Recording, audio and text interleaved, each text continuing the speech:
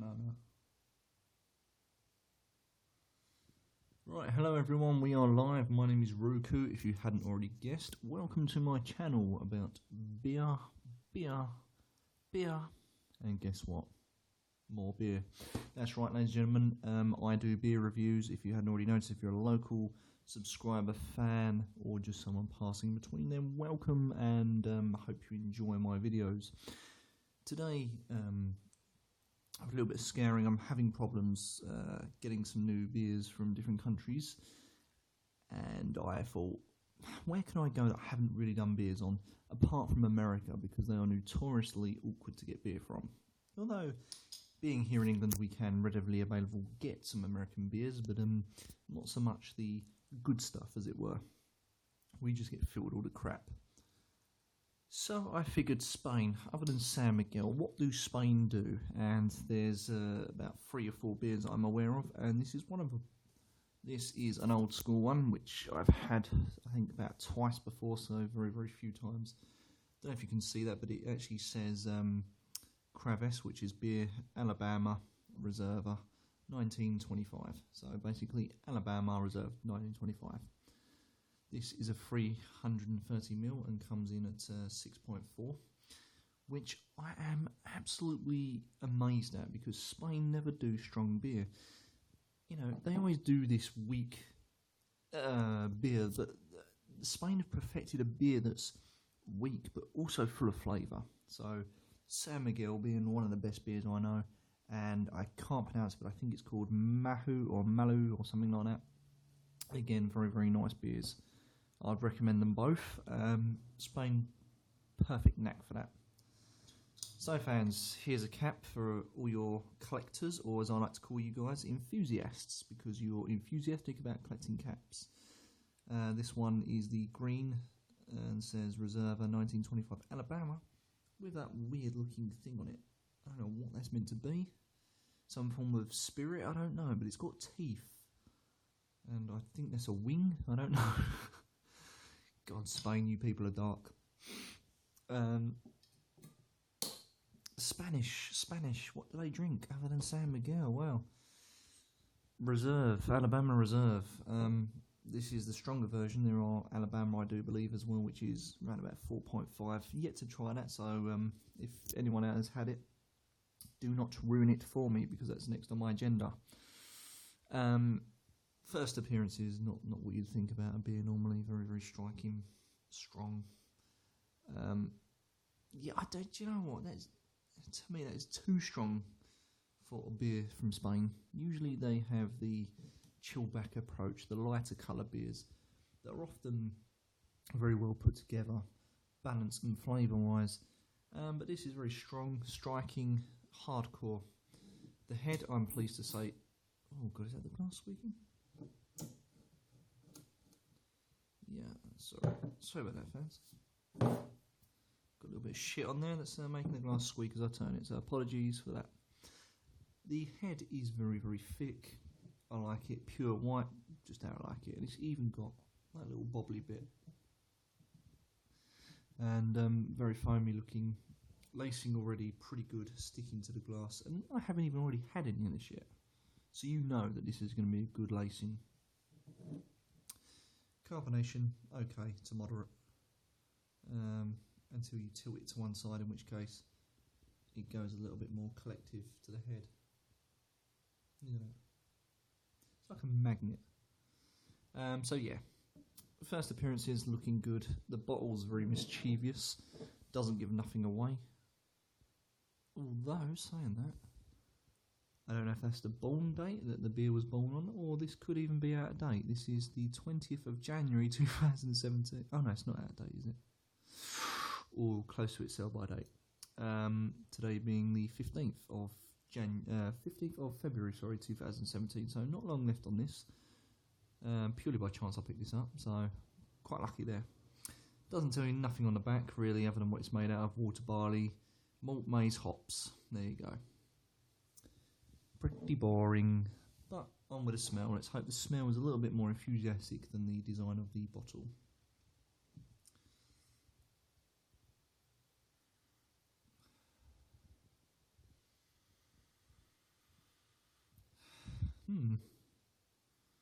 Sort of strong alcohol. Tiny bit of malt. And I don't know what it is. I think that's a woody smell. It smells a bit earthy, a bit woody. You just cannot escape that sort of strong caramelised smell of the malt with the alcohol. It just strikes the nose and it stays. Yeah, that's what I'm smelling right now. It's nothing but sweet caramelised malt with alcohol. Woohoo! Lovely jubbly. Okay, here's a moment of truth to all my fans out there. I hope you're joining me with a beer, and if you're not, join me later on. So watch this video back and have another beer.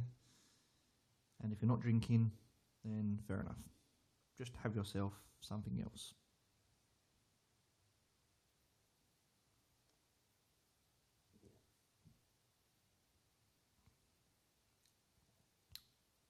Okay.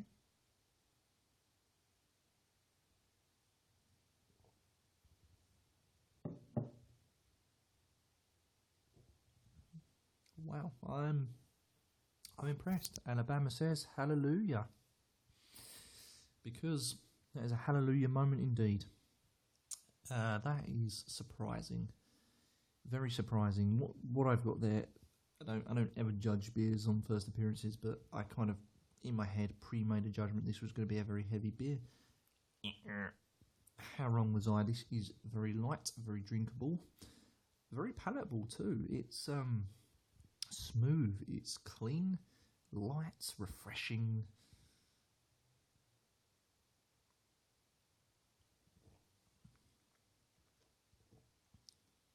Again, tiny bit of that floral hop, a little bit of caramel, tiny little bit of alcohol. Even though it's a 6.4%, you do not get the alcohol. And again, this falls in that category, ladies and gentlemen, of one of those dangerous beers. Those are the types of beers that you will just get hammered on. If you didn't know the percent of this, you would just get absolutely hammered. But there's the lacing if you're looking through. As I said and predicted, very good sticking to the glass. I generally prefer the beers that don't do this. I like the clean glass effect because I know it's made from all natural ingredients and yeah, it just looks better. Although this would be old school. Go down to your local bar, your pub, and yeah. You see the old boys, the pensioners, the 60-year-old pluses that sit there day in, day out and make everyone look like a wimp when it comes to drinking beer because they're in there from the moment the pub opens to the pub closes.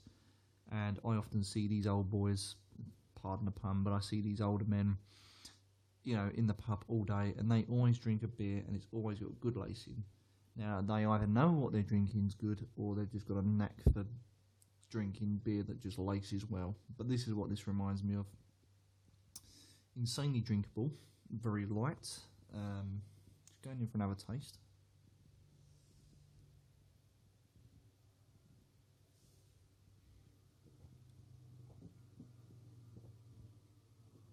Do you know, the weird thing, the carbonation is so gentle. This is insane. I've had a few beers like this, mostly from Poland, but never nothing from Spain. This is bizarre. The Spanish are eluding us right now. That's what they're doing. They're saying, hey, fuck you, rest of the world. You know, we do produce other beer other than Sam again, and by God, they've done a good job. This is very flavoursome. You've got mellow flavours of caramel malt, tiny bit of alcohol, a sort of florally taste, not too much on hop, light-bodied, gentle streaming carbonation that's virtually non-existent in the mouth. It's silky, it's smooth, it's watery. Fucking hell, this is good. The head I've not got round to trying it because I'm just tasting the body of the beer. That's all I can taste. It's really good, really good. And that's right, I can't even get any of the head. No, I can't.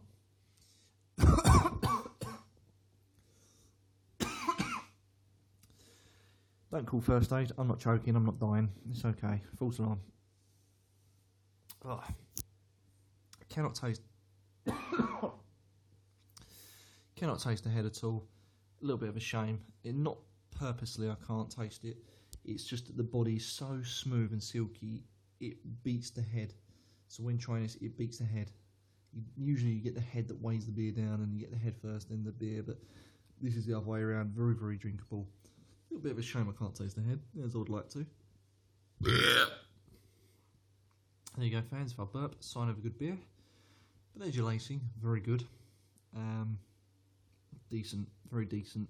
Flavour-wise, compare it to San Miguel. This is very weak in the flavour department compared to San Miguel.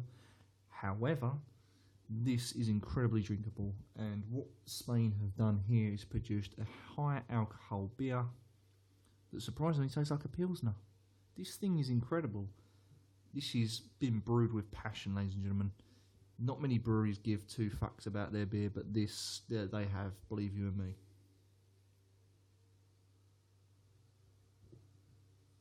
The only thing I would want to see from this, a tiny bit more flavour. Something to really stand out. Because most of the flavours are very basic. They are very complementary of each other, but nothing really stands out. Again, when you're at high school, there's always the joker of the class, the bully, and obviously the quiet one, so those people stand out. But this hasn't got nothing like that, and I think that's just what it needs. But as it stands, ladies and gentlemen, I am proud to say, Aabama Reserva, 1925. I have no idea if that's when it was made, but this would score me, I would say, a 9 out of 10. Insanely drinkable, strong alcohol, tastes like a Pilsner. In my eyes, this is a dream beer. Just needs that little bit more flavour, because it's got the strength, it's got the flavour, it's got the body. But having said that, a little bit more on the flavour needed, a little bit of tweaking, and it would then get a 10. So there you go, fans. Wrapping this review up now. 9 out of 10 for the Aabama Reserve 1925. So fans, don't forget, as always, like, comment and subscribe to my channel. Or if you're just a passerby, stay tuned for some more of my videos, and I'll be reintroducing some more beers. But if there's any beer suggestions, by the way, fans, I am crying out to you to give me some more beer ideas, because I'm running low on beer, ideas. I keep coming back to the same countries, and I don't want to do that. So maybe if you, one suggestion was